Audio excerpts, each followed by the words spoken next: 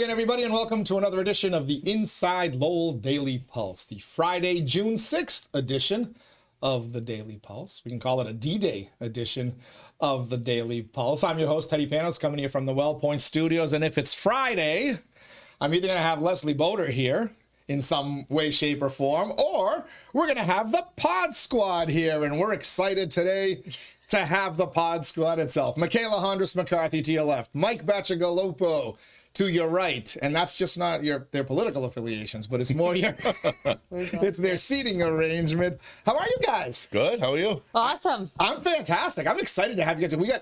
We always manage to have fun, even when we have nothing to talk about. There's always something to talk about. We could go on for a long time. But between our usual weekend reviews, and by the way, all hell breaking loose in Washington, D.C. and everywhere else, do you think we have some stuff to talk about? We got a lot of we got a lot to talk about. A lot of stuff. We do. We also have our obligatory Hondras hug, which Michaela, you described it as weak. I feel like it's a little weak today. I'm going to be optimistic and say it's W-E-E-K instead of W-E-A-K. Yeah. And spelling is going to be also a part of our show today. Very important, because a lot of letters are going to be eliminated from the alphabet. Yeah. At least. So is your hug like a wet noodle? Do you ever give somebody the hug and they're just like, Or is it one of those one hug? I will let you be the judge. One arm like bro hugs, like I don't really want to hug you, but yeah, I'm gonna do it anyway. Or the my wife is watching, so I'm not really gonna go in. You know who gives the best wet noodle hug of all time? It's Nancy McGovern. I knew you were gonna say Nancy. She absolutely, like, people don't know this. Like, you're not supposed to touch the Nancy. Yeah, you don't. A lot of people don't like hugs. Who goes in to give Nancy McGovern a hug? I heard I went to a wake for one of her family members, and I was a little bit like, I said to her, I'm gonna do you a favor and not hug you. I remember. I was standing right next to you. But the hug should not be assumed. And if somebody gives you a wet noodle hug, you never hug them again, because you can tell that you're not in the hug range. A lot of people don't like hugs, and I understand that. It's your personal. It's an invasion of space. But I love hugging. I'm a half Italian, so you guys are the Greeks are Italians. Huggers. We're huggers. Yeah. Apparently the Irish, or at least the McGovern Irish. No. Did you see there's a recent thing online? It's like two Greek guys like palling around together versus like two like American guys being like, "Hey man, what's up?" And then the Greek guys are like, "Hey," like, give each other, and they tap each other. They tap each other's bellies like, "How many months are you?" Like they're very like it's like really cute. Like it's like a really cute thing. I like hugs. We're affectionate, expressive people. At least in the Italians. So we got so much to talk about today, and we're gonna get to all of it. First, let's thank our Daily Pulse sponsors, shall we? You know the dealio. Do I even have to say this anymore? If you're looking to buy or sell a home, a business, or a commercial property, the call you need to make is to Ray Booten, licensed realtor in Massachusetts and New Hampshire. He's also a certified appraiser in both of those states as well. You can find him online. realestaterayBooten.com. That's realestaterayBooten.com. 2 new listings in Lowell yesterday, by the way, by Ray. One in the Highlands neighborhood, one a 2-family in Belvedere. Yeah. So get on out there now. Those will go quickly. Those are desirable spots, desirable neighborhoods. Get on out to realestaterayBooten.com. Contact him, arrange for a private showing. Thanks as well to our friends at WellPoint, the only health plan that offers healthcare benefits exclusively to Massachusetts GIC members. At WellPoint, your whole health is their whole point. Thanks, WellPoint. Thanks, Ray. We got some other sponsors to thank as well, but let's get right to it with the Pod Squad. You mentioned Belvedere, so people don't know this, but the way the city council came up with the money for the school department is they unplugged the heaters for the streets. And they're gonna save, they can save the $2 million. Save electricity there. Yeah, and they cut out snow plowing the council's driveways because it's not as many in Belvedere. They're gonna save a ton of money. You haven't let that one go yet, huh? They're doing a lot of sidewalk work in the Highlands. A lot. Yeah. A lot. Yes, indeed. I was driving around there a little bit this week. And, I saw Eric Getcher out there with a level. You're starting early on this episode, aren't we?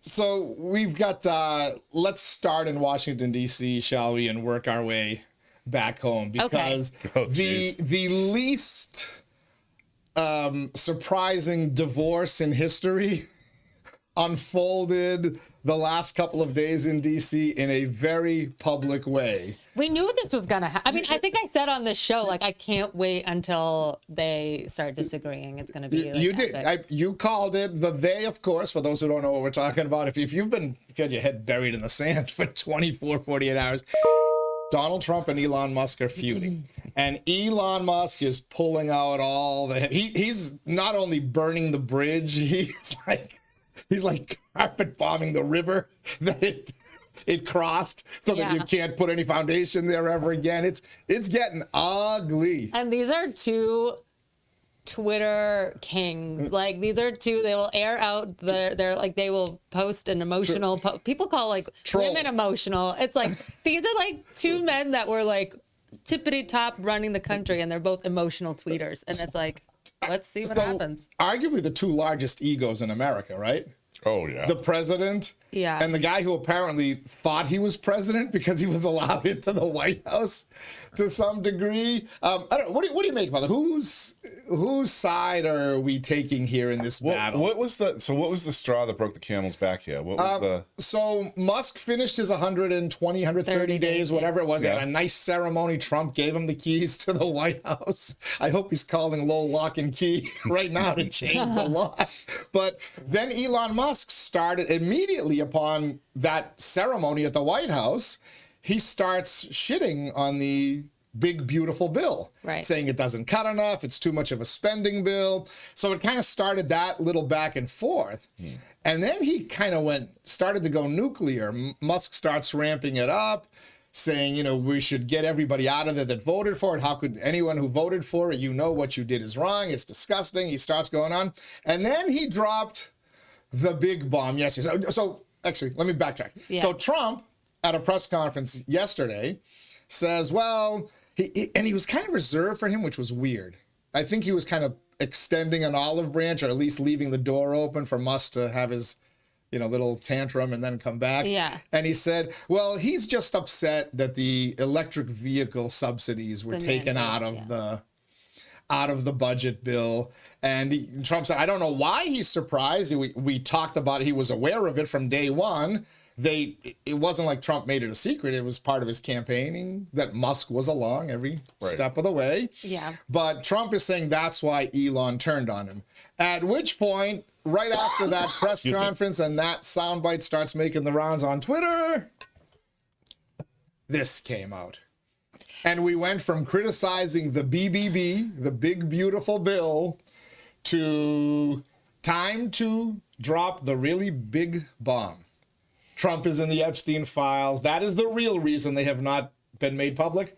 Have a nice day, Donald J. Trump. That's like a really dumb... I feel like that's just if you're going to drop a bomb, give us something. Like, we know he's in the Epstein files. He has pictures with Epstein. Like, they admitted it, right? Be more specific. Was he on Epstein Island? Was he Did he commit any crimes? Right, exactly. Did he commit a crime? And then the have a nice day, dude. Like, that's such a That's, he's hurt. But they're both idiots. So does anybody really believe that Trump is in those files in a nefarious, illegal way? And if he was, do we think Elon Musk would be the one breaking the news? No, you don't think it's somewhere along the way, in an effort to stop Trump's political career, that included bringing forward people who were, allegedly groped by him in department stores and porn stars in Stormy Daniels. He kind of deflected those like Superman bouncing bullets off. I feel like the Epstein files and Donald Trump engaged in criminal activity would be the end of him politically. Yeah, they would have on day one of Biden's administration. Correct. Put that out. Correct. That would have come out in Donald Trump's political career. I mean, everything else would have been redacted, but may or may not be dead. Right? Do we? Are we kind of the same mind here that if there was something really there, it's there? I bet he had knowledge of Epstein's business dealings and certain ties that happened. I feel like he could have been. I don't know if he was personally involved in that, but maybe he benefited in some way off of that. I don't know, because they were acquaintances. But Trump, as much as he is who he is, I think he has a sixth sense for not being involved. I mean, he's gotten in trouble about other things, so he's not perfect. but he seems like the kind, he doesn't drink, he doesn't do drugs, he doesn't do any of that. He seems like the kind of guy that would be like, all right, this is getting weird. I'm gonna leave. And he has publicly said, I posed for photos with him. Everybody did. But once I realized what he was doing, that was the end of the Trump Epstein. No more invites to Mar-a-Lago, etc. Yeah. His family might be tied to Epstein in some way. Jared Kushner, I don't know. There are clearly high-end people tied to Epstein, and that's why we're not seeing any of this, right? So that's what I think. Okay. But if Musk is the guy that's breaking this, it begs the question, well, when did you learn about it? You were campaigning with Trump from July on, from the assassination attempt on. Elon Musk was attached at the hip of Donald Trump. Yeah. He was at his rallies. Remember, jumping around like a kid who just scored his first basket at a game. He gave his own money. He literally, and I think there's some merit to the fact he says, without me, Donald Trump might not get elected. I think there's some merit to that. Yeah. But he clearly was enamored with Trump all the way. He then spent January 20th till just last week in the White House constantly next to Donald Trump. With his posing kid. for photos with Donald Trump. Yeah. Oh, hold that thought for a quick second. Yeah. But stealing all our data. Did he know? Exactly. Stealing your Social Security money. Poor disabled vets and couldn't get their Social Security money because of Elon Musk was pocketing it himself. So if Musk knew all this, he was complicit in it the whole time? Which kind of takes away from his credibility, right? Well, I think his credibility has been shot for a little while. But don't you think? Michaela said the $1 million piece there in all of this, which to me really makes Musk look like he's full of shit. And you see this post here? How many times did we see this photo, similar photos, or videos of that entire walk and others? Is that him and Elon? Going from that. It is funny they jump the they do look kind of the same. I know. X, right? Isn't that the name of Trump, of this one of Elon's 27 kids? Yeah. X. Yeah. Walking from the West Wing to Air Force One or Helicopter One or whatever they call it, to go on trips, to go to Mar-a-Lago with Trump. You knew that this guy was in the Epstein files, and by what you're implying, in a nefarious way, and you trusted him to with your kid. With your kid? Well, so Elon, and I do still like Elon, by the way. I think there's a place where a guy like Elon can be very beneficial, especially in protecting free speech and whatnot through his platform. He silences people on his platform, so. Well, so does yes. So did show me a platform that doesn't. So does YouTube. To InsideLowell. Well, you can't say that. I gave them the finger yesterday, and they didn't. Or Wednesday, I was giving YouTube the finger, and they didn't. Oh, really? They didn't put a warning label on that. But so how does this end? Are these two now eternal enemies? Does Elon Musk create the third party that I've long wanted? Does he fund it and make it a legitimate political operation? Or does he eventually cool down?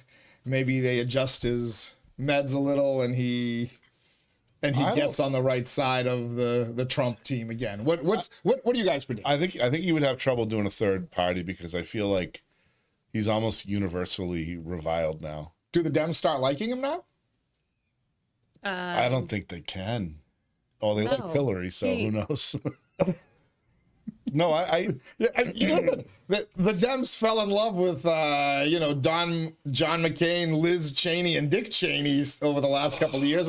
Why wouldn't they welcome? If you're a Democrat, aren't you making gestures to try to drag Elon back into your tent? But I mean, even when he was the last couple months, whatever, the first couple months, I didn't really feel like anybody was super like go Elon. I feel like there was still some a little bit of hate towards him. Like I can't picture him being a unifier of anything, right? I don't know.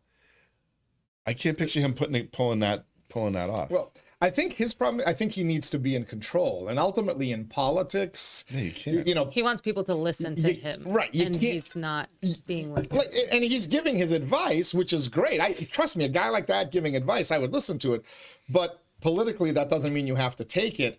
I think there's a little bit of naivete there. we didn't get to a, what is it, $6 trillion debt now, Batch, or more? Something like that, yeah. And then the interest on that debt. Right. So Elon's upset about that. Yeah. Like, he's like, we're spending Which too he much. should be. He's The right. interest on our debt is crippling us like every year. But we didn't get there in 1 year, right? We got there through decades of budgetary malfeasance. Sure. So to think it's not just Elon, it's a lot of these really extreme MAGA types. So I'm not signing anything if it doesn't do this. It's like, you got to take baby steps to get, politically, you have to take baby steps to get there because you didn't create a $6 trillion deficit overnight. You're not going to erase it in one budget. But they're bill. increasing the debt ceiling. So you're Maybe. you're not fine. You're given this whole like a mountain of debt, right? But with every year, you're not taking steps to decrease that. So I think that's what Elon's problem is like you're voting. He did all this Doge stuff that's supposed to reduce government spending and improve efficiency, and yet they're still trying to spend more money. And what I think is that And cutting taxes on the rich. right. Cutting taxes on everybody. What I think is that like this is a monster you have to continue to feed for some reason. And I think Yeah, because a lot of people depend on that monster to give them green. And I'm not talking about solar and Wait, when you wind. say the monster, you mean? like a world, like a global Oh, okay. kind of thing. And I think Elon probably so his company suffered while he was in the position that he was in, and he was also working while trying to run all these companies. And I think there's a bunch of like AI partnerships that don't really involve him, like the Palantir stuff doesn't involve Elon, so he kind of got cut out of that. So he's kind of left after doing all this work and taking these hits as a businessman, not really coming out on top. Maybe he was expecting. Which it's understandable, but look at the political reality. Can Donald Trump say we're not giving any more subsidies to electric vehicles except for Teslas? You can't do that. That's illegal, right? Can He you did it with say Amazon with the tariffs. We're giving AI, contracts to Elon, but not to other people. He would It's like get DEI and subsidies. But politically, he would be absolutely destroyed, No. if not outright done it. criminal. He's I think done you it. get No, you're not awarding contracts. The Oracle contract, so the Palantir is like a Peter Thiel thing, and Peter Thiel pretty much sponsored JD Vance to get to where he was in life. So that's a weird thing. So they're doing it. It's like, it's so funny that you're like, they can't be like the optics of what they do. It's like, he's been doing backdoor deals with his family, for other people. People that you know that are connected to. You're starting to sound like Jack Mitchell, by the way. Congratulations. By the way, that's our podcast mention of Jack Mitchell. It's obligatory. Yeah. But everybody knows everybody, and there's a certain level of people, only a certain level of businesses and people who run those businesses can do things, send a rocket to the space station to bring somebody back or whatever. Right. There's a difference between awarding contracts and then saying we're no longer mandating EV electric vehicle subsidies, but we'll give them to Elon's company. That's see. There's a difference. There's a fine line, right? I agree. Elon is the only company that can do our space program. Yeah. Okay. That would be. It's dicey, but you can legitimately say, well, look, this is in the national interest. He did go rescue 2 astronauts. There are other people who make electric vehicles. And you can't just say, okay, well, Elon will continue to, you buy one of Elon's cars, you continue to get this. How much was it? $10,000 subsidy? What was the subsidy? $5,000, I think? That the average family got? Yeah, it depends on the cost of the car. Okay. So, but you can't say, well, you buy a Tesla, you get this subsidy. Everybody else, we're out of the green business as a government. So I think Elon will eventually cool off. There was some hint late last night that somebody put something out on Twitter that said it's best for the country and the movement if these two would patch up their differences. And Elon responded to that tweet, said, I agree. Oh, so this is a different... Because the other day, let me just read this. The other day he posted, without me, Trump would have lost the election. Dems would control the House and the Republicans would be 51-49 in the Senate. He may be right. Such ingratitude. Yeah, he may be right on that, to be honest with you. Maybe Trump pulls off the win, but they don't win the House. Right? Right. So I don't know. I see like my two kids fighting, and I just want them to kiss and make up. And I wish, but ultimately there's only one guy who's the president. Elon Musk can make suggestions. He can be an advisor. But Donald Trump is the president. And for those who said Elon Musk was running the White House, well, apparently not.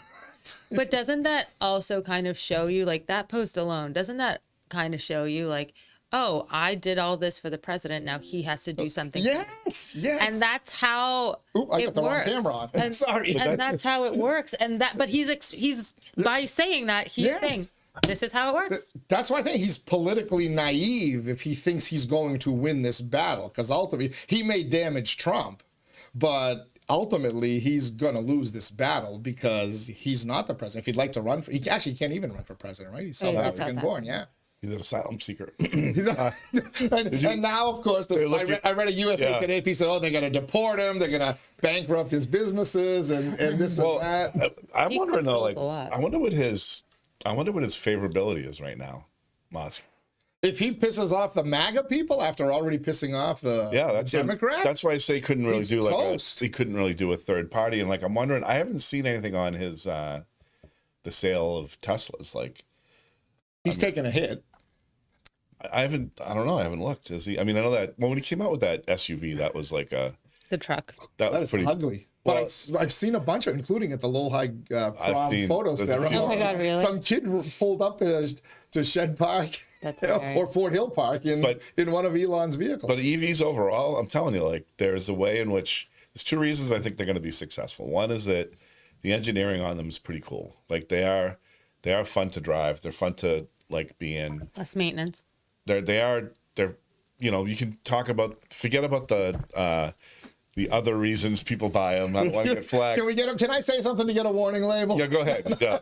But I think there's that. And then on the other side, if your goal, and I think this is a goal, and we can talk about this later, but if you're trying to have a population that you can really kind of control, you can control their movements by having miles taxes, and you can, if there's a shutdown coming, you can make sure people don't go anywhere.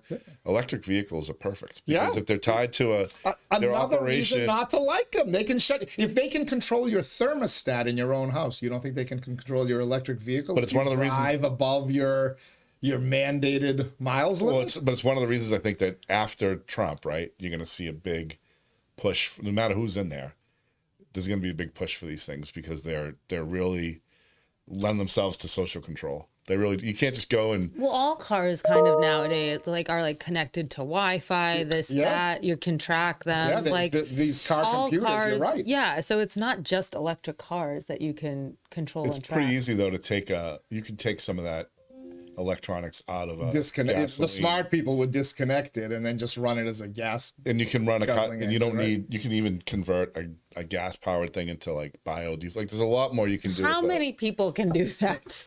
Well, the affluent ones certainly can. I just think it'll no. Yeah, I just think you're gonna hire IT people to do that stuff for them. Well, I just think you're in a crisis, you can't be like, hey, Joe, my IT guy, help me finagle my car. Like, if you're talking like control and population control in a crisis situation, you could track a lot of gas cars the same that you could track a lot of. You can track them, but I'm saying but it's easy. You can drive. It's easier there's less control with a gas powered vehicle than there is with an electric.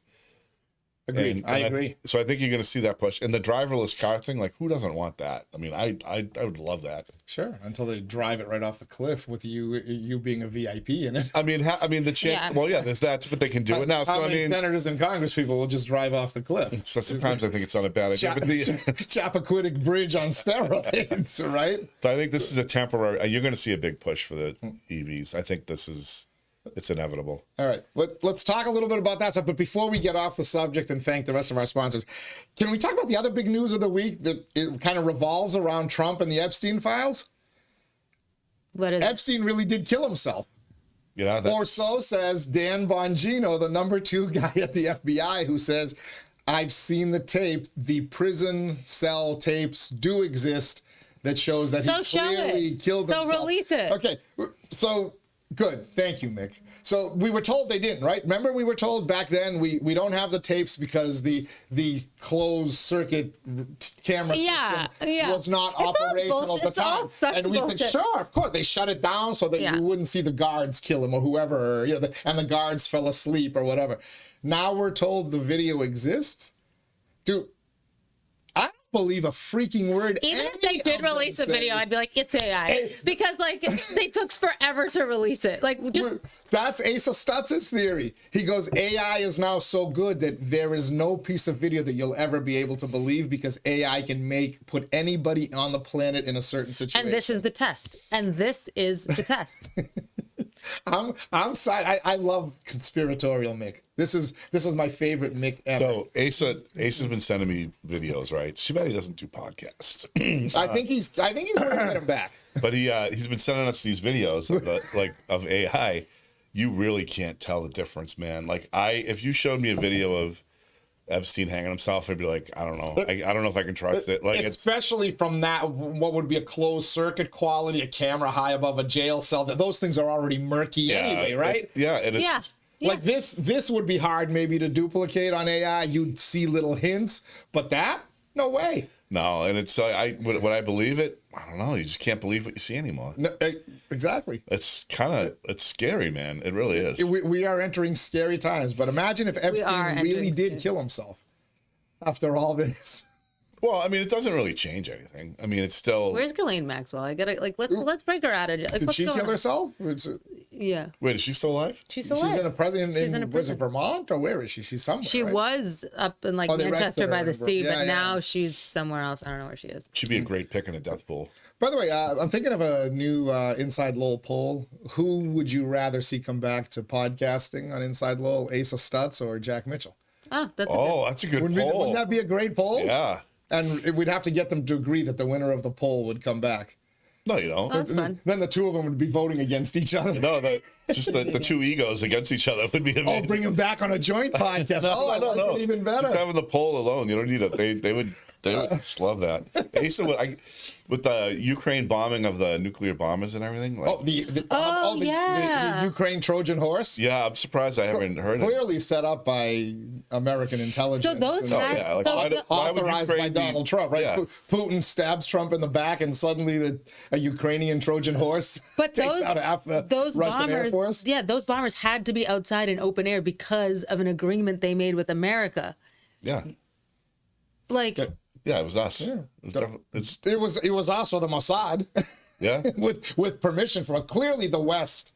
The Ukrainians, they said the Ukrainians have had this operation in the works for over a year. Yeah. Somebody was holding them back. And coincidentally, a couple of days after Putin, sabotages a peace deal and makes Trump look like an idiot, suddenly they get hit. Next thing you know, there's gonna be a pipeline blowing up in the middle of the ocean. Crazy stuff. We got so much to talk about with the Pod Squad. 𝐏 𝐏 Mike Bacigalupo. We're going to get to all of it, but first let's thank our Daily Pulse sponsors one more time. Ray Booten, licensed realtor in Massa, New Hampshire. Find them online, realestaterayBooten.com. Thanks as well to our friends at WellPoint. At WellPoint, your whole health is their whole point. Washington Savings Bank, banking that goes the extra mile, although they're probably going to have to pay a carbon tax on that if they do go the extra mile. Make the switch now to Washington Savings Bank.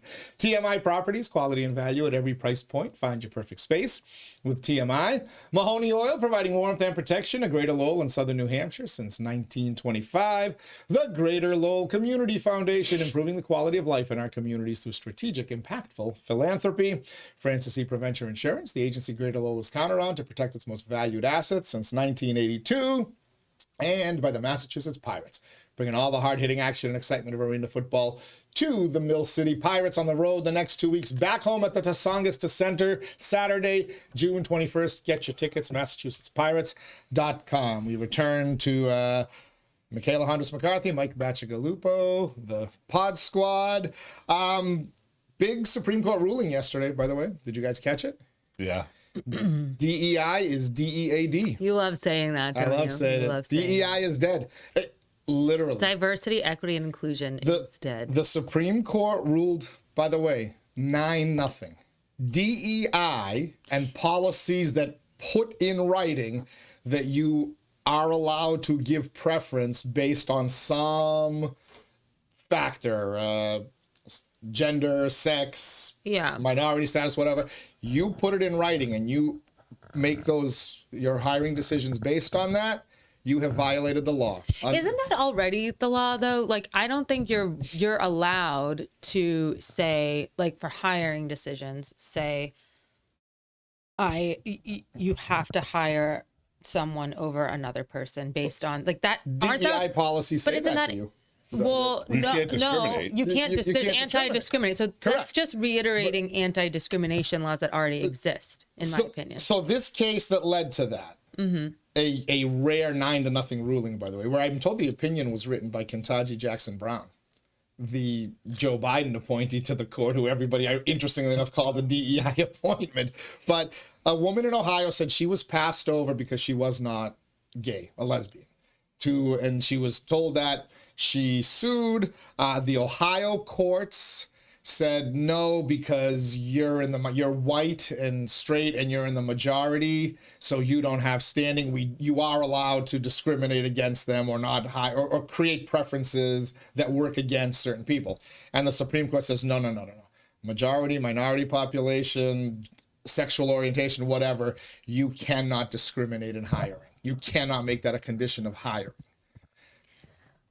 Good or bad thing? And are you shocked that it changed so quickly after what led to all this and really the summer of 2020? Well, no, I mean it's a pushback, right? You had something go a little extreme one way, and now it's kind of getting things back to the middle. I mean, I think that the important thing is to reinforce the non-discriminatory policies, and like that's good. The DEI kind of went further than that and made it it became somewhat discriminatory against the people it was trying to protect. Oh, I mean, the people it wasn't trying to protect, but it was, I don't know how to say it. Like, it was giving preference to the people who were, quote, underserved, discriminated against in the past, for lack of better terms, right? Yeah. And the thing that pisses me off though, like, whether you're, whatever, there was definitely prejudice, systematic.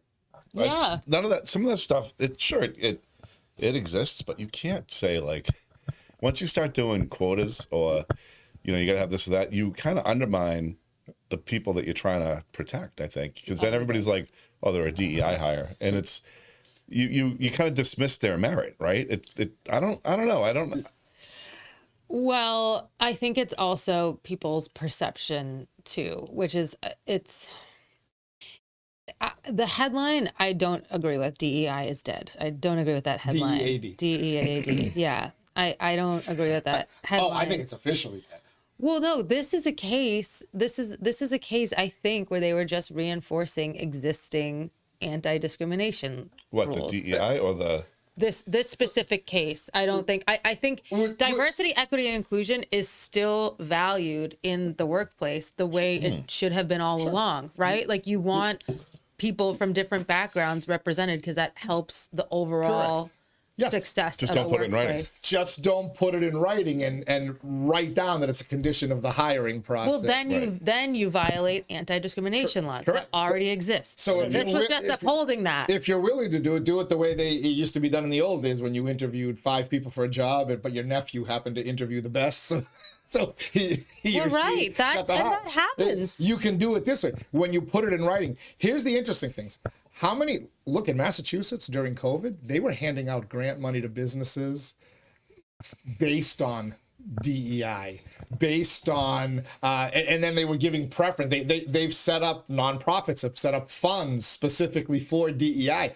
Not only do I believe this says all of that goes out the window, if this woman in Ohio is awarded damages because of that, everybody and their mother who got passed over for any job where a municipality or an organization had a DEI practice, the courts aren't going to be able to handle this. The lawyers are going to, the Dalai Lama may become as rich as Elon Musk. I would Soon push, enough. I would push back on that because, let's just take the construction industry, for example, right? Like there are certain, they're trying to get a more diverse workforce. So like sometimes you'll have minority owned businesses, women owned businesses, given like making sure that they're allowed the same chances to get contracts as these huge businesses. And then also like, let's talk about people that are given awards or contracts because they're local workers or whatever. Man, so like this, it's like you can read my mind because it all comes back to Lowell, right? Yeah. If DEI is discriminatory, is it not discriminatory to say, well, if you live in Lowell, you're going to get preference for this construction job? what's wrong with that though? Like there's nothing, I don't think there's anything keeping. It's a road to, I think it creates a path to corruption. I think it's like anti-monopoly, to be honest. I think it's anti like these huge conglomerate companies coming in, and you know, there's value to having local, but if your goal is to strengthen the local workforce, bring up give opportunities to minority women-owned businesses, I think it makes sense to give those people preferential treatment. If you're all bidding on the same contract and the costs are similar, why not? I think you do it through culture, not law. Like you say, like, you know, if you're a nonprofit agency, right? You should try to use as many local businesses as possible. You should try to hire local people. You should try this, try that as a philosophy, but you shouldn't have that as a law. Not a law, but you could put it in the RFP. If you have an RFP and you're saying, hey, preference will be given to local minority-owned businesses. Yeah, preference. So yeah. Isn't that the same thing? I'm not an attorney. I play one on the podcast. Is it not? But if you cannot discriminate against somebody or give added weight consideration to somebody because of a demographic characteristic, gender, age, sex, ethnicity, those are all demographic characteristics. So too is where you live. Is that not a demographic? What does this open the door to all this stuff going on? I don't think that opens the door. Where's Cody Williams when we need him, the city solicitor? I know. Not that the council listens anyway, but I know. Well, I think there's definitely a value in the preference, right? But I think again, like if you're like for us, like for where I work, we really if we need people that speak different languages. Yeah. Otherwise, we can't communicate. It's a function of the job. So, but we write, you know, you need to be able to speak this language. Doesn't mean you have to be like of that whatever. Or you're hiring an interpreter at a hospital. It's a skill. Spanish language. It's a skill. You don't say we're going to give preference to people of Hispanic ethnicity. We need to hire somebody who speaks Spanish, and naturally Hispanics are probably going to be more Hispanics will be qualified for that than Greeks, Italians, or whatever. Well, it's a necessary skill for the job. Like correct. UPS hires, they say you have to be able to lift 16 pounds over your head or whatever. Is that discrimination versus people that can't lift? No, it's a function of the job. Correct. Right. And you can maybe say it for receptionists, people who check you in at hospitals or doctors' offices. But is sexual orientation a requirement? Well, I mean, I look at it this way: like if you have no arms, you can't be a crossing guard. You know, like you have to have. It's true. Like, it took you 37 minutes to go into one of your offensive. That's not offensive. It's true. Like there are some things that just don't. 37 minutes for Mick to shake her head at you. That's good. Congratulations, Bach. Well, I'm not disagreeing. I was shaking my head because I'm like.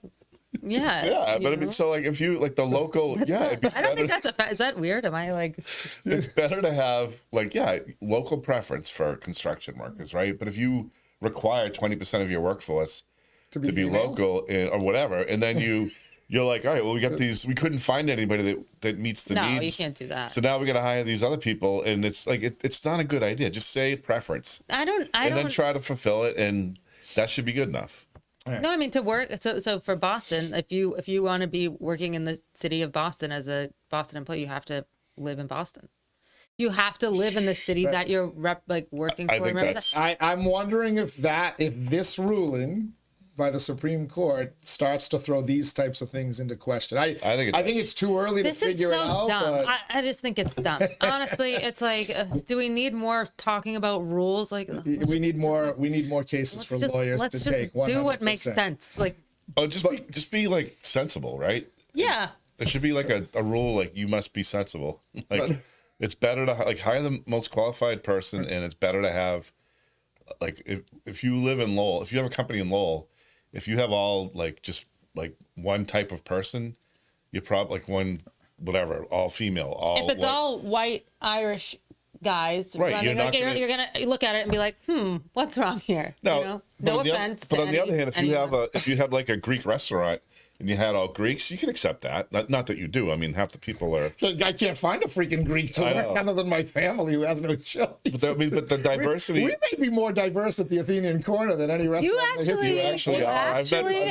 Actually, the people you hire are incredibly and all Poland, wonderful. Uzbekistan. That's the only Uzbekistani I ever met who drinks Guinness. Multiple Uzbekistanis. Yeah, I mean, it's but my point is that like the diversity is good for business. It's good for whatever. Yeah. But I don't think you need to.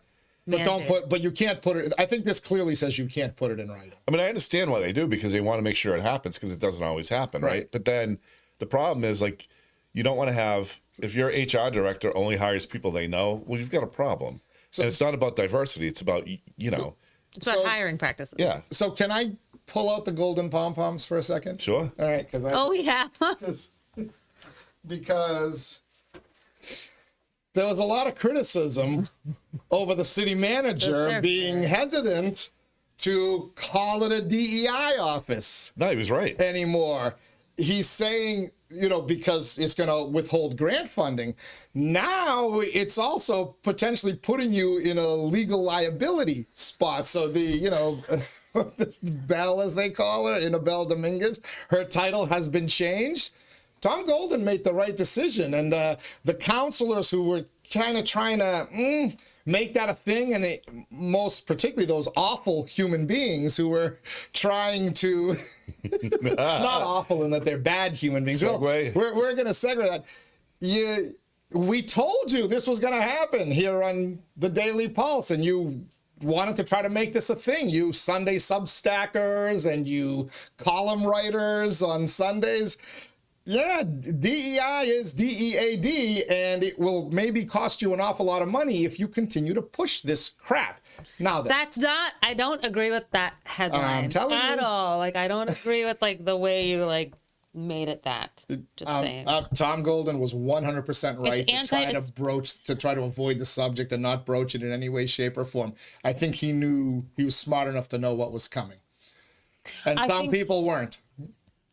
I think this is a pendulum swing kind of thing, but I do think there should still be a focus on having a diverse and inclusive. 9-0 Supreme Court rulings are not pendulum swings. To get those 9 to but be the issue was not. something? But the issue that they ruled on was not is DEI, is diversity. Should we throw that out the window? It was anti-discriminatory. It wasn't. And they're telling you DEI is discriminatory. They're not saying. No, they're not saying that. They told you affirmative action was in college admissions. That should have been the first hint. When the Supreme Court said you cannot discriminate against whites, Asians, or anybody in your college admission practices, that was the end of affirmative action. Now they're putting and I don't even think that one was 9-0 a few years back. But now you got even the 3 Democratic appointed judges.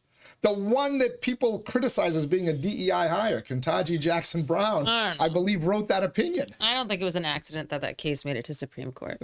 Well, no, of course not. But I mean, I think there are other ways to enforce this without doing these. I think they just went too far. You can't just don't put it in writing. Like you can, like if you're giving out like federal grants or state grants or whatever, or if you're hiring somebody, you can say we're going to pick somebody that has a more diverse workforce. You can do that. You can say if you're going to hire a company or if you're going to give like. You can have preference given to whatever.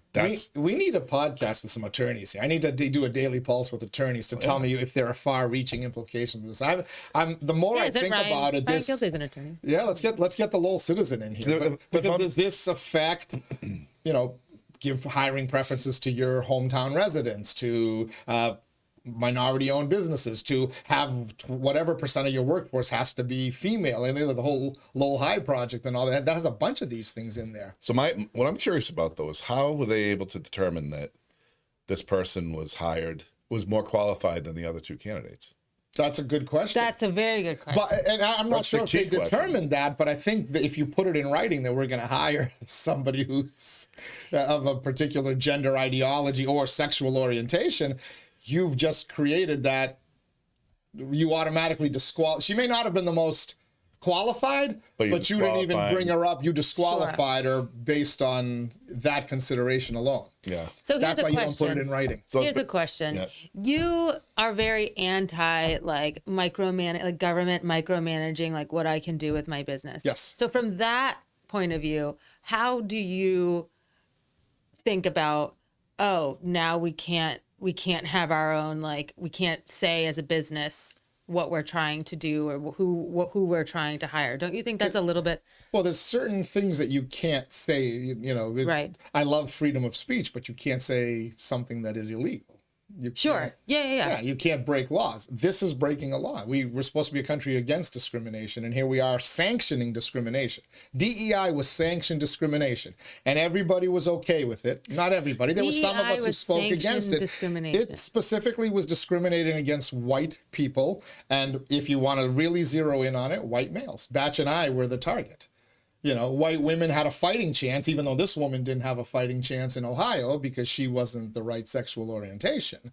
But we sanctioned discrimination. Make no mistake about it. And you could say that if you go back to the affirmative action ruling, you were trying to undo, what was that, 1960s? You were trying to do 100, 200 years of wrongs towards, the African-American population. More than that, really. But then we took it to everything else. Right? I think it's a little dangerous to say diversity, equity, inclusion, DEI, the whole movement is sanctioned. DEAD. I don't think it's, I think it's dangerous to like blanket call that entire initiative sanctioned discrimination. I think instead you should say like discriminatory hiring practices, like name it. Don't just like blanket say diversity, equity, inclusion is sanctioned discrimination. I think that's wrong and dangerous. I think it's a pendulum swing. I think what you're saying is, like, to me, this ruling is it's against discriminatory language. I think the E is the problem. I've always said there's nothing wrong with diversity and there's nothing wrong with inclusion. We should certainly strive for diversity. We should certainly strive for inclusion. Equity versus equality. Martin Luther King talked about equality, equal rights. We always talked about equal rights. Now we talk about equitable rights. And the difference is equal rights has a level playing field and everybody has a chance to get at that based on their abilities. Mm-hmm. Equity says, we know you don't have the ability to do this, but we're going to give you preference. You may not have the qualifications, but we're going to give you preference. That's the difference between equity and equality. And that's what turned me off to that whole movement when I realized what equity really was. And it wasn't equality, because everybody loves equality, right? But you do there's a little bit of, so the two things I'm a little uncomfortable with is, first of all, you got like three white people talking about it, whatever. But then that's very, very. And then the other thing is you still do. I don't know how to do it, but you should make some allowances for the fact that, there has been systematic discrimination. So how do you account for that? I don't think this is the way to do it. I think the idea of DEI, where it was making people aware of that, was one thing, but they kind of went too far, making like calling us the white devils and everything. But like, there's somewhere in the middle is what should happen, Who called us the white devils? The DEI people. The DEI people. You guys are such general. Well, different. Let's use some different letters. And we refer to awful people, right, Batch? Oh, yeah. Awful. There's the whiteboard. There you go. Spelled AWFUL. Yes. If that were an acronym, what could awful stand for? That would be affluent, white, female, ultra-liberals. Affluent, white, female, ultra-liberals. Who, as soon as I sent you this ruling the other day, you said, the awfuls. The awfuls are not going to like this ruling. I saw this on How can you do this to me? What? Who said you're... How can you do this? You're not one of these people. I don't think you're an ultra-liberal. You're not ultra-liberal. You are not ultra-liberal. I call you a liberal. I'm going to start an acronym for white men and see how you guys I don't think you're an ultra-liberal. You're talking like the people down in Concord that want everybody to get everything as long as it's not in their backyard. You're talking about like, there's a certain, it's like the. I am appalled. I'm an appalled white. I don't think you're one of these people. Female, affluent, white, female, ultra liberals. Could you make a case that you replace the awful with angry?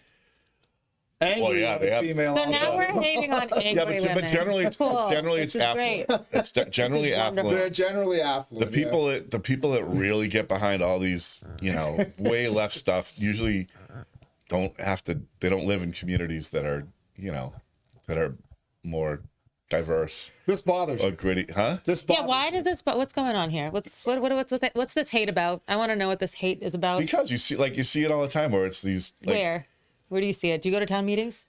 I wouldn't go to a town meeting. I don't believe in them. So where are you why seeing this? why would you let a group Democracy. Of people, But like, God. where? I want to know, like, where are you seeing this? This Do you term? go to garden clubs? Like, what's going on? No, well, I bet there's a lot of this, but no, you've run into these people. Where do you run into them? And do you have conversations with them to corroborate your? I have had some conversations with some awfuls. I've seen plenty of it Where? online. Batch was on the radio. Oh, one day when online. We're talking Karen from online. Carlisle called into the radio. No, I run into some of this. I don't want to say where. I don't want to exactly out anybody, but I could, Okay.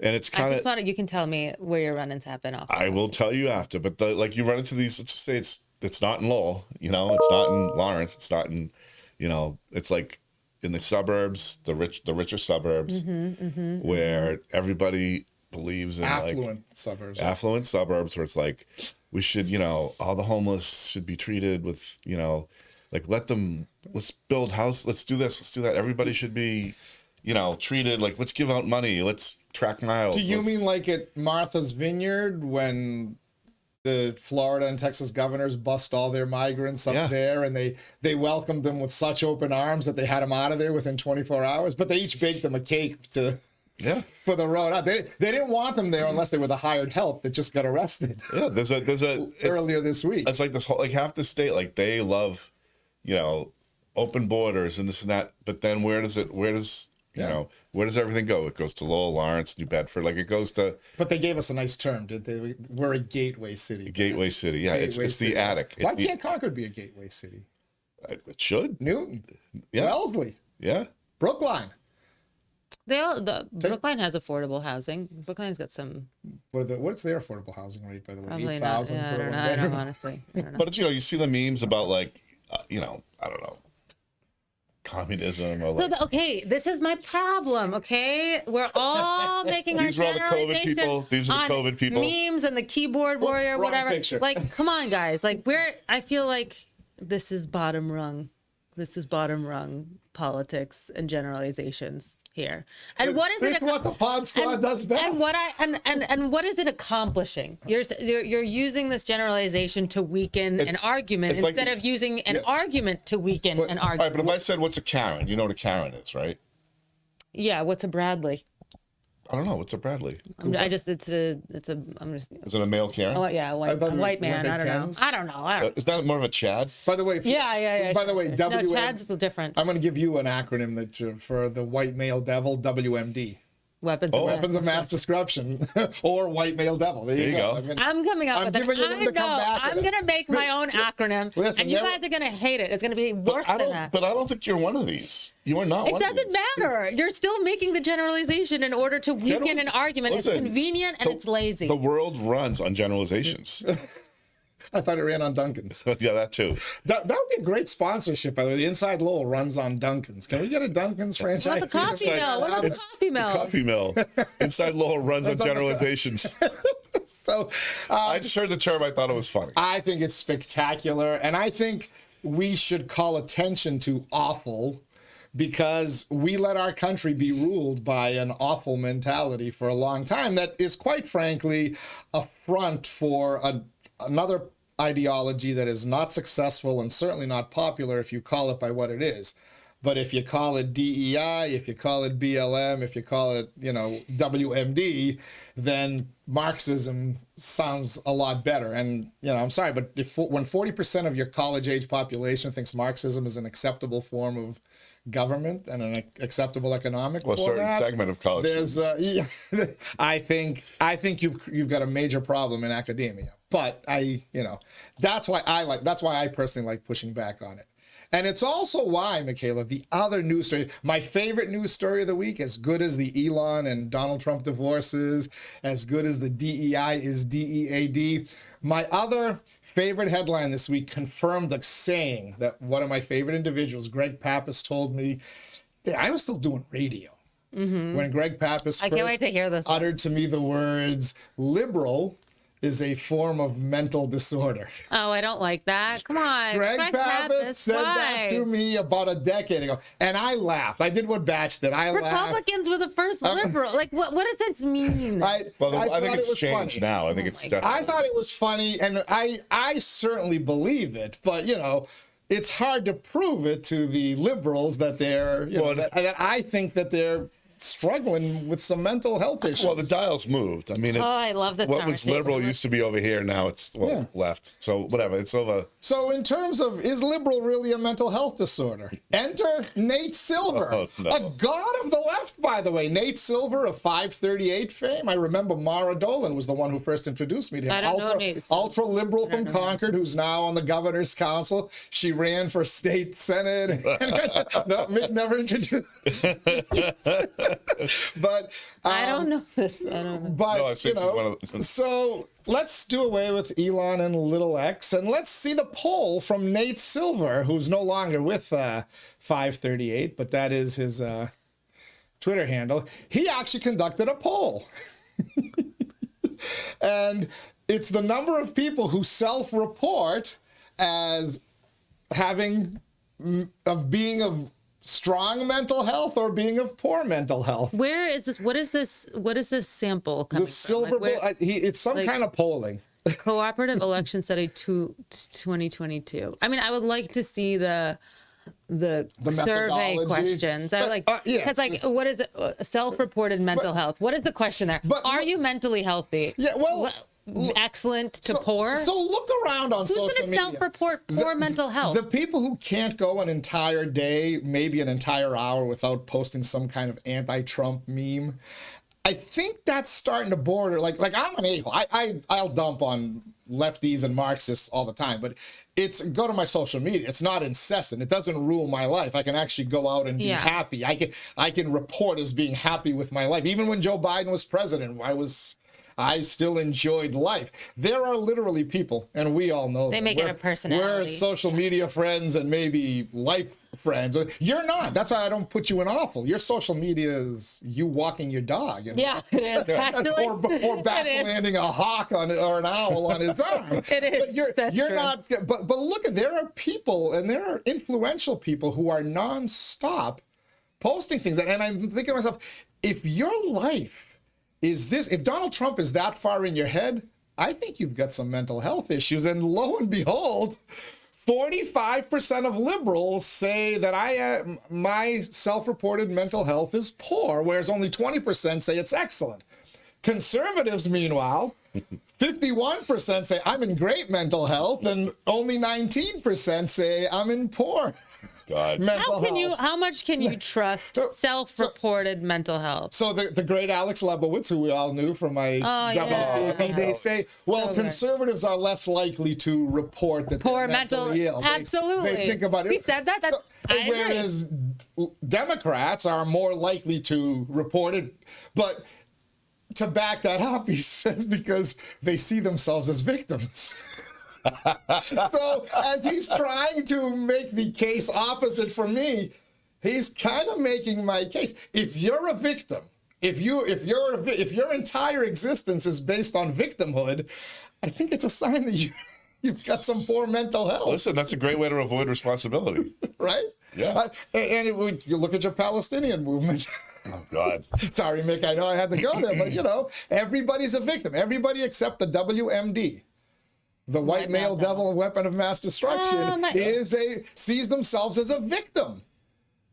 Oh, well, I do doubt self-reporting mental health is probably not the most reliable thing. Well, yeah, because if you're mentally ill, you probably don't know you're mentally ill. All right. So this is the way they got recruited. I looked it up. Just like if you're senile, this is how our respondents. So this is the cooperative. And you get an auto pen. This is the cooperative election study. Yes. How are respondents recruited into CCS? A large portion are YouGov panelists. These are people who've made an account on YouGov.com to receive periodic notifications on new surveys. Others are recruited live from online advertisements, which could be like, do you need therapy or something? Well, they were probably part of a larger poll that said, you do identify as Democrat or whatever. What's your political ideology? Do you support Donald Trump or Kamala Harris or whatever the case may be? Yeah. In order to make the sample representative, not all respondents to this questionnaire end up in the final data set.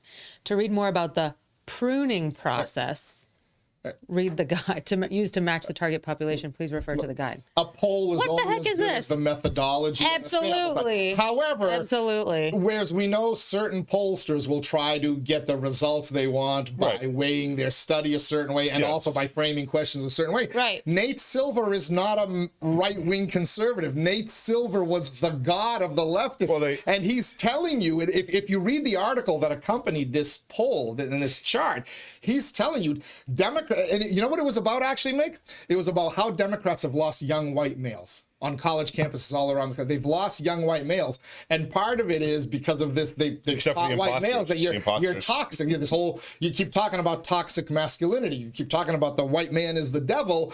Eventually white men are going to push back, no matter how old or young they are. And he's trying to tell them the Democrats have a major problem, and then he just kind of brought the mental health part of it into it. But I mean, you got to admit, like, Nick, you definitely know this is true. Like, a poll is only as good as a person working it.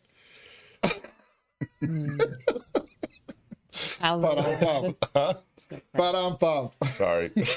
So I mean, it is kind of funny, right? But I was so happy when I saw that poll. I mean, first of all, I'm like, damn it, Pappas was right again. Leibowitz is the one that nailed it. Leibowitz, in an effort to defend the self-report. I mean, I don't. Kind of says, well, they see themselves as victims. So I don't think men would report poor mental health. Probably not. A man is far less likely. Yeah. No, there's a lot. So there's a lot of. I'm not making this up. There's a lot of depression and mental health issues, especially amongst married men. And I would say I would say men in general, but it's less.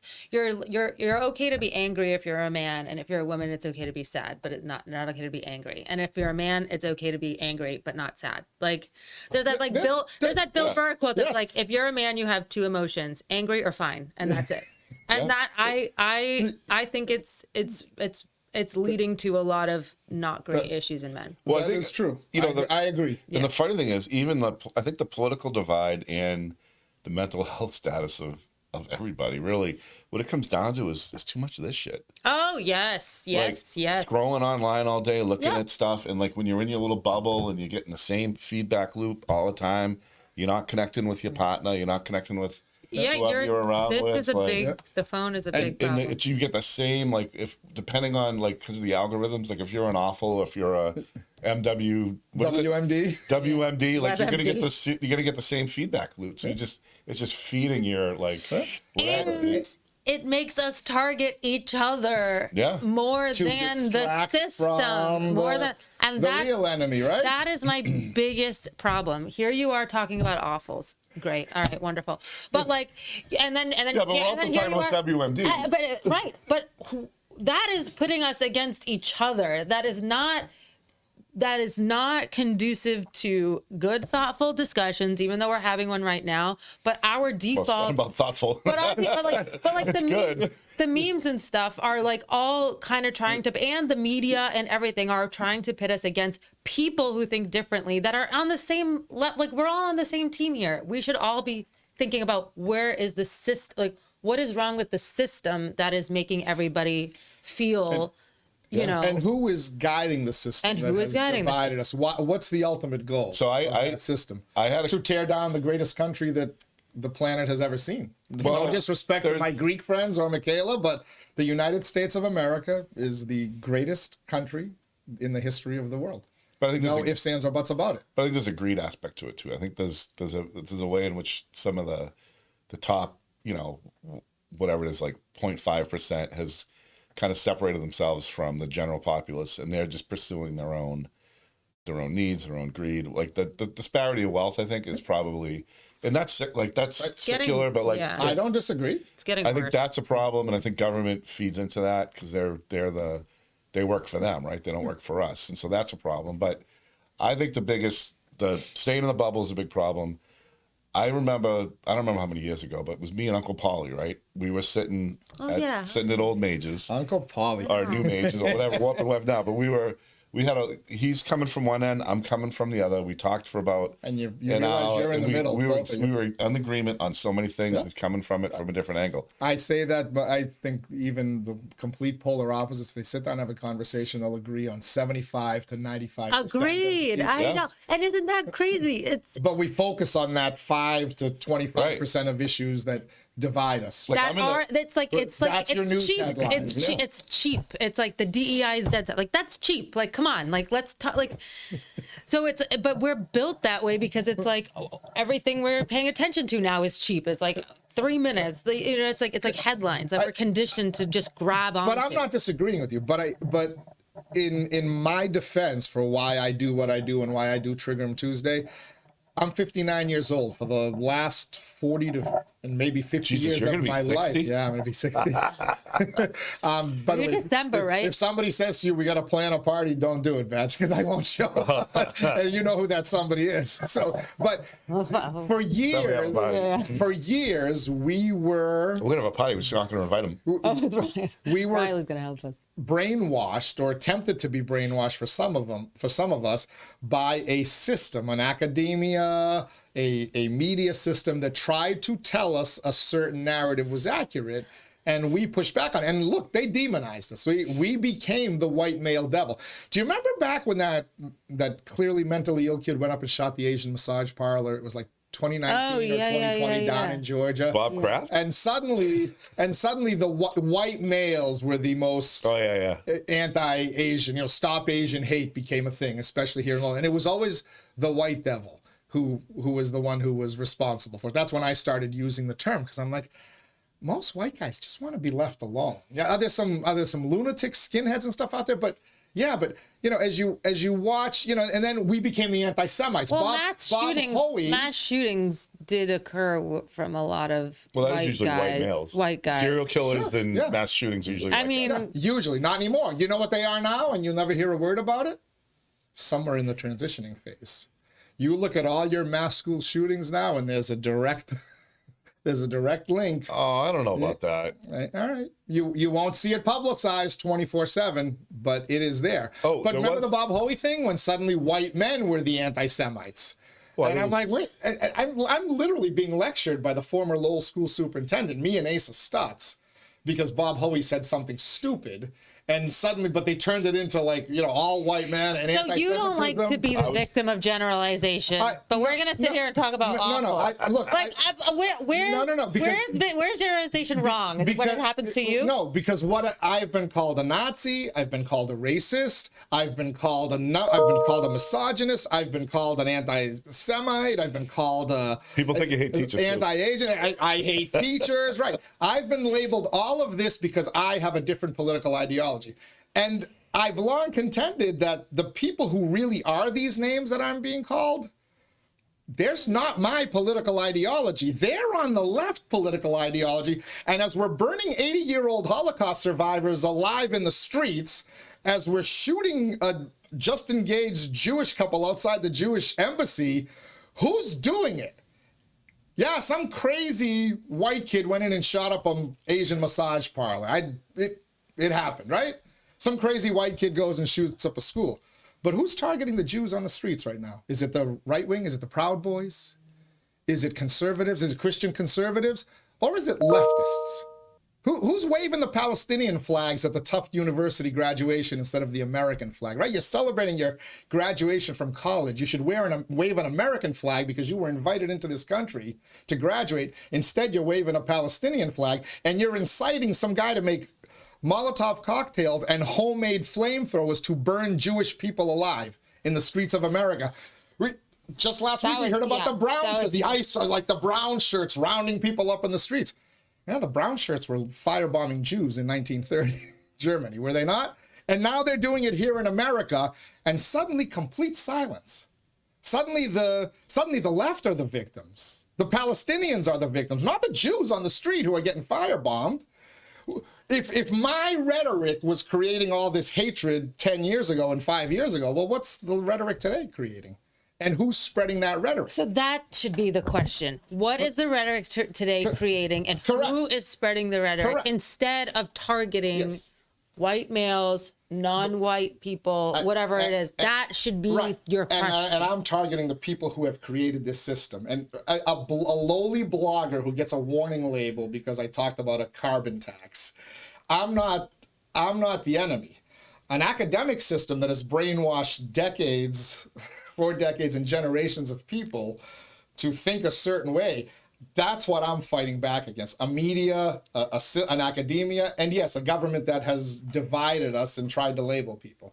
And I don't exclude conservatives from this, but there are organized people that are trying to divide us, and ultimately the goal is to destroy the United States of America and, by extension, Western culture. Because you see the exact same thing is happening in Western Europe. So I do agree with you there. There are people trying to destroy the West because, quite frankly, it speaks of freedom and people don't get controlled. When people buy guns, the Second Amendment is about freedom and control, because a well-armed populace is less likely to be oppressed by its government. Well, Europe is having some serious and in Europe, those idiots gave away their guns. And thankfully here in America, while people in certain states gave away their guns, there's a large enough segment of America that didn't give away their guns. So our government has not been able to do to us what Australia has done and what Western Europe has done to its people. That's my political rant. Sorry to get all serious and stuff. No, but I've been pushing back on this for a decade, and this and this is all kind of pointing to it and confirming what I've long believed and what Greg Pappas told me. Well, there is a pendulum, right? Because I remember in the 90s, there was a lot of the domestic kind of groups that it was domestic terrorism. Like you had the Oklahoma, yes, yep, the anti-government kind of nationalist kind of thing that was going on, and the Timothy McVeighs and even the culture wars of the 90s, right? Dan Quayle pissed off because Murphy Brown had a kid out of wedlock on a TV sitcom. But who pushed back on all this? Didn't we all push back on that stuff? You do. Yeah. I do too. But you can see that what's interesting is there's always, sometimes it's over here, sometimes it's over there. And there's nothing keeps the system going than people fighting at each other beneath what's really going on. Yes. And I think that's when you look at the media is owned by corporations, right? Everything's owned by, now we've got the phones and everything. Like it's really easy to keep everybody divided while they do stuff that isn't in your best interest. Right. And on the cheap 25% when we agree on 75%. Right. Yeah. And yeah, exactly. This culture wars shit, the easy stuff to talk about, like the women and the sports stuff, it's honestly, it's a huge distraction from, I think, what's actually trying to be done to everybody. Yeah, when you look at COVID, right? Like you almost had everybody, and some of us were like, "Nah, this isn't." And those are the people that got targeted. That was practice. It was alarming how much complicity, how quickly people were okay to give away every single right. Yeah, that it was the U.S. Constitution protected and whatnot. Yeah. It was a dry run for something. That was the first. I believe it's a dry run for the climate emergency, but I think history may or may not prove me correct on that one. You got. I think what whoever they is, right? The people, it's like when you look down the road, right? You are going to have, you got AI, you've got robots, you've got all this stuff. There's going to be 50, 60% unemployment at some point. What are you going to do with these people? How do you control them? You stick them in home in their boxes with their phones. You monitor. And there's control. What would we call the money that we send them? Let's see. Let's come on. UBI. Universal income, baby. Universal basic income. That you track their. We took your job away by. Yeah. By automation and AI. You track their miles. You consolidate their health information. You can already be tracked on your phone. Like you can already be tracked. Everything is already tracked. Yeah. But right now it's done by private companies. Private companies. that can sell your data at any given point. Listen, these private companies allowed backdoor access to the United States government nothing private about it. Alex Berenson's lawsuit against the Biden administration has shown that. There's nothing all these former CIA right, officials and government operatives were in the back of Twitter, Facebook, and whatever monitoring your stuff. A population that knows it's being watched and monitored is much easier to control. Yeah, it's China. And you can say that in the name of safety. It's better for everyone. But because no one's gonna like misbehave if they know they're being watched, right? But then that's how you create a controlled society. China they still have their social credit score or whatever it is, the social score. I think they do. And then there's a great Black Mirror episode on this that was basically like how many likes you get on this app or whatever determines like what flights you can get, like this shit's coming. Like how are you going to control all these people that have nothing to do? That's what we're moving towards. Yeah, and this whole big beautiful bill with like states not going to have the rights to regulate AI on their own for the next 10 years is in this bill. Did you know? I do. There is some stuff where consolidating AI. Trump's on board with this. Trump is on board with control. So you think it's okay if Massachusetts had different rules for AI than I think you got Kansas? Well, you're taking away different internet. It doesn't matter. rules? You're taking away a state's rights to stand up for the federal government has supremacy, though. But the AI / the internet is a nationwide thing. It's not just something exclusive. If Massachusetts creates its own AI system that only Massachusetts residents will be able to access, interstate commerce. Then why? Massachusetts can do whatever they want. But why if you've got include that? interstate commerce, Why include that in the bill though for the next 10 years? I think there's I think Asa brought this up a lot. Like the development of AI is so important and dangerous that it's really important to kind of pull it all together, almost like a Manhattan Project kind of thing. Like there's also a national security component. Yeah, you can't. Because AI will be used. I don't want Mario Healey in charge of that. As part of warfare. You see these robots they're training to do. You now see these videos on social media of a robot that can emulate Fred Astaire's dance moves. That robot is soon going to be able to fire a gun. They have drones. Not die during battle. They have AI drones now that can pick targets on its own, like to destroy. They have a little They have a little charge, and it hits your forehead and kills you. Like we need Asa back. We do. There's a lot of scary stuff. Asa more than Jack Mitchell, but Jack will take you back. I think a lot of this stuff really, I think that nationalizing or having control over the AI thing, it's good and bad, right? You don't want it. You need some control of it, but I think the control over it may be turned against us at some point. I mean, I don't know, man. I keep saying we can just unplug it, but maybe that's not true, But I don't know. It's a scary world. Yeah, would you simply be able to stop it just by unplugging it? No, because everything. No, satellites can track I mean, and guess who owns a lot of those satellites? Elon Musk. Yeah. Yeah, because you can upload the data. So, there you go. AI can upload itself to the satellite. The satellite's just like there's a million. You can't just turn it off. It's crazy. So it should be. Do you want the government doing it? Because then they can turn it against us. I don't know. We're all doomed. Just gotta go live in the woods. All right. Yeah, live in a tree. Weekend review. Anything strike you guys this week locally inside Lowell? I thought Corey's article was interesting. Superior Court is some type of economic engine. Mill number 5. That's never going to happen. But the idea of Did we forget that mill number 5 did not work? No, but his idea of my key takeaway. Can we stop calling it mill number 5? I think the key takeaway for me was that keeping local control. Don't let the governor, tell us what to do with these properties. I think it's a strong point. I thought it was good that he came out and talked about it. Yeah, that was good. And by the vote graduation is tonight. I don't know what the parking rates are. I hope there's not a repeat of a couple of years ago. Other than that, that's it. That's it. So interestingly enough, we'll have more on that Superior Courthouse thing, and I do want to get City Manager Tom Golden in here. I have not spoken to him about this, but I want to get him in here because I think it's important. Somebody sent me a link about the way the legislation is written about how, and it specifically mentions those 2 courthouses in Lowell, and for those who want local control of those properties, it clearly spells out that the use must be approved by DCAM, the DCAM commissioner, the quote-unquote commissioner, DCAM Department of what the hell was it? Capital Assets Management, or whatever. Adam Bakey is the commissioner of DCAM, but it says they will tell you what those buildings will be Great. They have to give approval. And if Maura Healey has made up her mind that those buildings will be housing, and then you better pray that you can politically win the battle to make it the kind of housing that doesn't hurt your community. One bedroom. Yeah, affordable home ownership, Market as rate, opposed to 108, affordable, which bring in, all sorts of things. Or, as Corey Robinson may be fearing a giant shelter. Welcome to the Commonwealth's Or attic. a giant social service. I mean, and now that I think about it, didn't Corey write Corey, correct me if I'm wrong here, because I know he's going to watch this, and I can Google search it afterwards. Didn't he write an op-ed about using the Superior Courthouse for like comprehensive services at one point?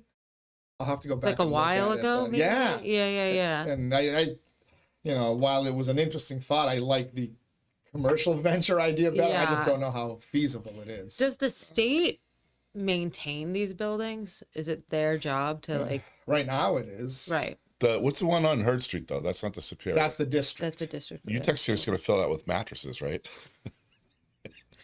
That one, Corey mentioned that, I think in his article, that that one does make sense For housing. And it does. And it does. I think you can kind of tie it in with You have the parking garage right there. That's what he was talking about. There's also a vacant lot. No, the Superior is the one up on Gorham Street. It's huge. Which one was he talking about for the multi? That's the Superior. Services? This is the huge one. I think he mentioned the Superior Court, but I got to go back and read and if I'm wrong, by the way, I'm just kind of thinking on the fly here. I will Google search it, and I'm sure Council Robinson will let me know if I'm wrong. That wouldn't be bad though. You do one as like, whatever. Economic development. Well, market rate, economic development. And the other one is, poor people stuff, and then you kind of balance it off. It's not a bad idea. Does it? Do you think turning that thing into a giant social services area is going to benefit the city in that neighborhood? Well, there's already a housing project over there, right? I mean, people have made that argument to me. Leslie Boder said he already got the projects. That's actually true. That's actually not a bad idea. Could you move the shelter over there? But it's also where you've got your South Common, and they put a lot of money into South Common. You see those kind of like new walkways and like I'll have to but that's not going to change until there's a little magnet over there. I think until that's gone, nothing's going to change in South Common. You've got the bird seeds out there. You know what I'm saying? Like it's until that's gone, you're still going to have the attraction. Maybe that's one of the God backyard buildings that we can convert to house. Yeah, there you go. All right, Michaela, we're going to get the Hondra's hug before we say goodbye. But also, I want to introduce a new feature. Oh. Mixed conspiracy theory of the week. Yeah. And by the way, I love your conspiracy theory. I still have to watch that Netflix documentary about Emmanuel Macron and his wife there. That one, especially now in light of the fact that she shoved him in the No, that was crazy. You got to listen to the thing she sent us. The Danny Jones, Fitz. Catherine Fitz. All right. She was on. It's long, but it's kind of. It's wild. Yeah. So what's the hyphens conspiracy theory of the week? This is one I heard the other day. It's kind of like silly or whatever, but you might think they're never silly because you might think it's interesting, right? So the whole Beau Biden dies, and then Hunter Biden. So Beau Biden's Can't like, meet him? What? Really? I think so, didn't he? At Casey Jones basketball game. I think so. He did say he'd met him. Yeah. Oh, interesting. But he was like the decorated son. Yep. He was the really chosen coming one, up. and Whatever. Hunter was the black sheep of the family. Sure, but the wife of Beau then starts dating. Like, how do you go from dating or from marrying this illustrious like golden child, and then after that you go and you start sleeping with Hunter Biden, like who is like on like how? So the conspiracy. I'm gonna leave that alone. Really? What? Off air. Okay. Off air. So what's the conspiracy? The conspiracy is that It all comes back to Lowell. Okay, for once we're zipping it. Wow. There's nothing wrong with it. I can't wait to. Okay. So the theory is that she's an asset. Macron's wife? No. Biden's. Beau Biden's wife. Oh, the widow. So your husband dies. You're no longer like entrenched in this family, really, in like a meaningful way. I mean, she's still the mother of whatever, but the way you stay, if you're a spy and you want to stay in a family, you start sleeping with the other one. And she put up with all sorts of things. He was like going around doing drugs, doing the hooker stuff. Didn't she get hooked on drugs with him too, or no? Did she stay clean? I don't know, but that's the conspiracy theory. So that she's Beau an Biden's asset. widow as an asset. All right, I'm gonna listen.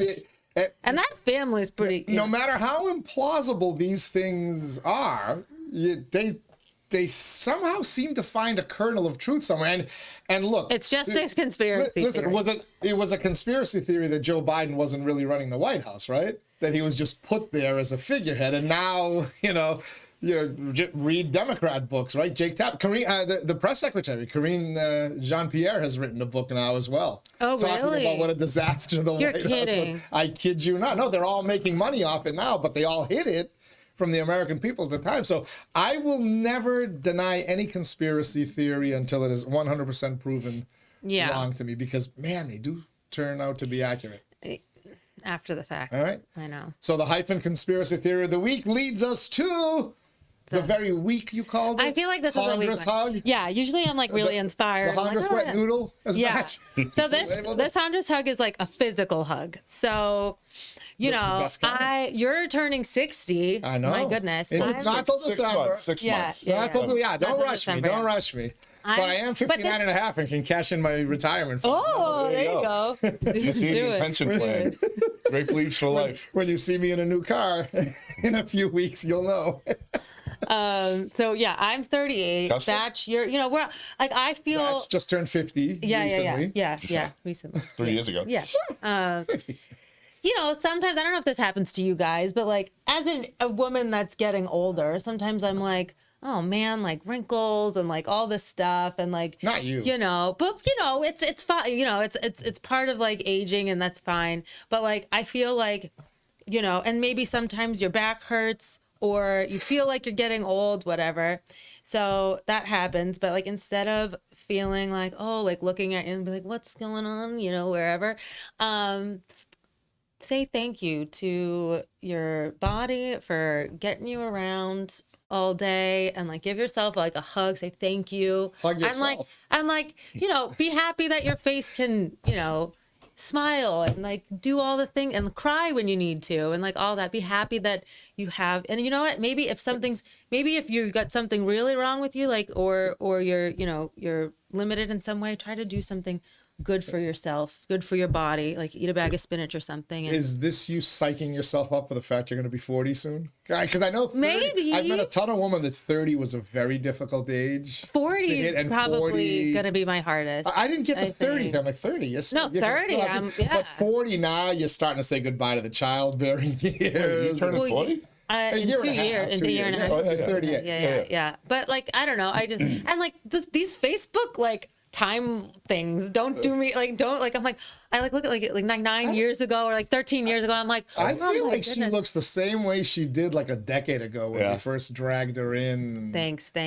into the- we're all I've getting looked 70 since I was 15. yeah, Batch and I just we're old, but men. So going back to the man versus women thing, men are said to age gracefully, women are said to get old, right? Isn't that like a societal thing? Like Batch and I can get away with getting fat and getting gray and getting older, and some would say they look distinguished, right? Yeah, the gray, absolutely. But like, for a woman, there's a lot of pressure. Well, you're also going through changes. Like you have perimenopause, you have menopause, you have like all this stuff. So like you do kind of like, it is like a little bit of a transformation. So and women getting like, I don't know, there's a whole thing about like women feeling like invisible when they get older and like whatever, but I don't, whatever.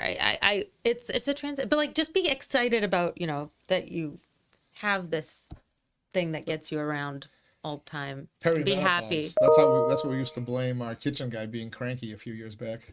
Perimenopause? Was his name Perry? Was his name Perry? His name was Perry. That's good. Well, Mick, if it makes you feel better, here's my verbal hug to you.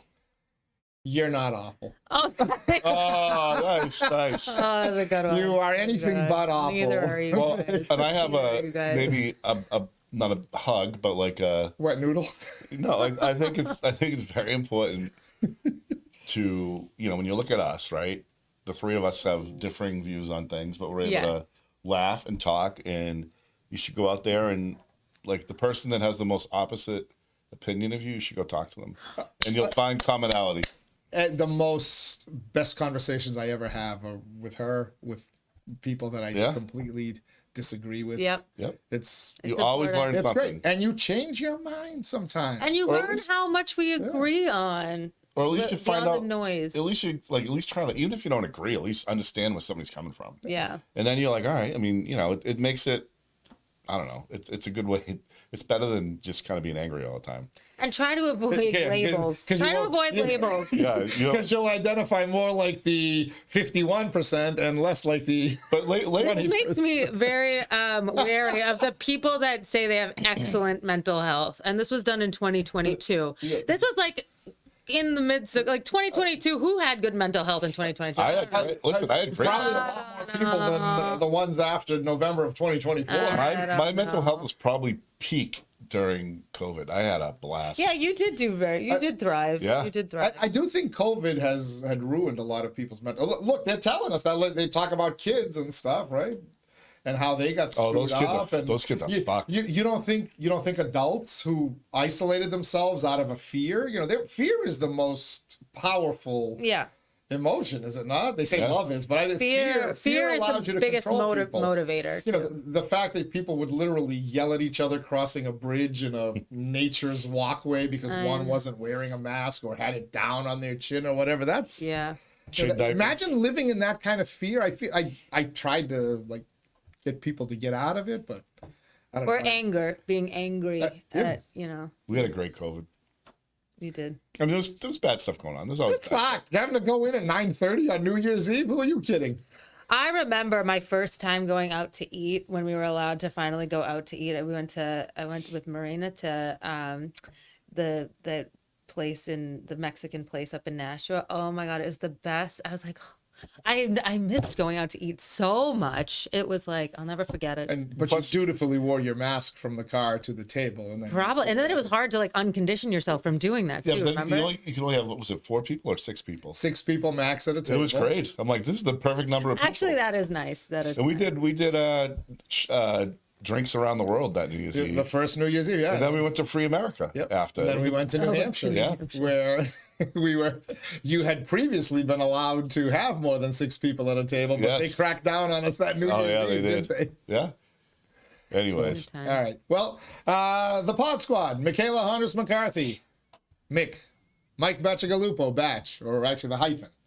You're Mick in our text thread. You're the hyphen. The on hyphen. Yeah. on the shows. But thanks for stuff. being here, guys. Good hug Thank back. all of you for joining us as well. On Monday, we'll have the XY chromosome version of the Killer Bees. Boater and Booten will be here fighting over. Oh, I thought you were nice. talking about chromosomes.